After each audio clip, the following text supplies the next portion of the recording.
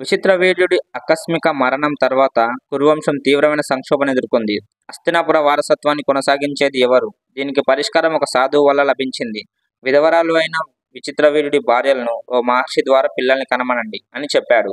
ఆ మహర్షి వేదవ్యాసుడు. ఈ ఆసక్తికర కథను తెలుసుకోవడం కోసం ఈ వీడియోకి లైక్ కొట్టి కామెంట్ పెట్టడం మర్చిపోకండి. విచిత్రవీర్యుడి వారసత్వం లేకుండా మరణించడంతో రాణి సత్యవతి కురువంశ భవిష్యత్తు గురించి తీవ్రంగా ఆందోళన చెందింది.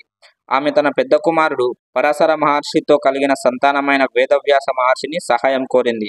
నియోగ అనే పురాతన ఆచారం ప్రకారం వ్యాసుడు విచిత్రవీరుడి భార్యలైన అంబిక మరియు అంబాలికలతో సంభోగించే కురువంశ వారసులను ప్రసవించాడు. ఈ పవిత్ర ఆచార్యంలో అంబిక ధృతరాష్ట్రుని ప్రసవించింది. అతడు పుట్టుకతోనే గుడ్డివాడిగా పుట్టాడు. అంబాలిక పాండురాజును ప్రసవించింది. అతడు గొప్ప యోధుడిగా పేరు పొందాడు మరియు భవిష్యత్తులో పాండవులకు తండ్రిగా నిలిచాడు. వీరి తోడు ఒక సేవకురాలికి పుట్టినవాడు విదురుడు. ఈ ముగ్గురు కురువంశానికి 3 ప్రధాన స్తంభాలుగా నిలిచారు.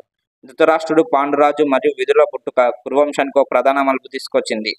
ఇది మహాభారతం యొక్క మహత్తర గాథను మలచింది. వారి ప్రయాణం గురించి మరింత తెలుసుకోవాలనుకుంటే లైక్ కొట్టి షేర్ చేయండి. అలాగే ఇలాంటి మరిన్ని ఆసక్తికర కథల కోసం మన ఛానల్ని సబ్స్క్రైబ్ చేసుకొని పక్కన బెల్ బటన్ని ఆన్లో ఉంచుకొని. జై హింద్.